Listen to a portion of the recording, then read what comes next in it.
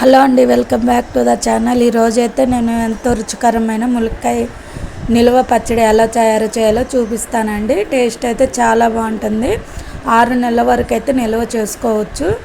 చట్నీ పక్క కొలతలతో పెట్టుకుంటే వరకు 6 నెలల వరకు అయితే పాడవదండి. టేస్ట్ కూడా చాలా బాగుంటుంది. నేను చూపించేది అయితే 4 కాయలకండి. మీరు ఎన్ని కాయలు తీసుకుంటే దాన్ని బట్టి మీరు వేసుకోండి. ఉప్పు కారం అయితే ముక్కలు చూసారు కదా, ఇలా కోసుకొని అయితే 1 గంట సేపు ఫ్యాన్ గాలికి ఆరబెట్టుకోవాలి.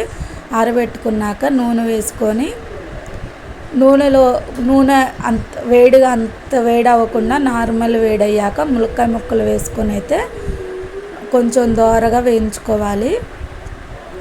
వేయించుకున్న ములక్కాయ ముక్కల్ని పూర్తిగా చల్లారనివ్వాలండి. పూర్తిగా చల్లారిచ్చే లోపల మనం 1 నిమ్మకాయ సైజ్ అంతా చింతపండును తీసుకొని మొత్తం పులుసు మొత్తం పిండుకొని పులిహోరకి అయితే ఎలా ఉడకబెట్టుకుంటామో అలా ఉడకబెట్టుకొని ఉంచుకోవాలి.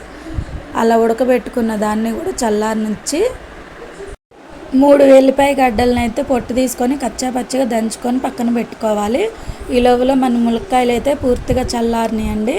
ఈ చల్లారిన వాటిల్లో 1 టీ స్పూను మెంతిపిండి, పసుపు 1 టీ స్పూన్ పసుపు, 1 టీ గ్లాసుడు ఉప్పు, టీ గ్లాసుడు కారం, మనం కచ్చాపచ్చగా దంచుకున్న ఎల్లిపాయని కూడా వేసుకొని మంచిగా పూర్తిగా ముక్కలకు పట్టనివ్వాలండి. పట్టాక మనం ఏదైతే ఈ ఉడకబెట్టుకున్న చింతపండు గుజ్జు కూడా వేసుకొని పూర్తిగా ముక్కలకి మంచిగా కలపనిచ్చి మనం ఏదైతే నూనె ములక్కాయలు వేయించుకున్న నూనె ఉందో అది కూడా వేసుకొని కలుపుకోవాలండి.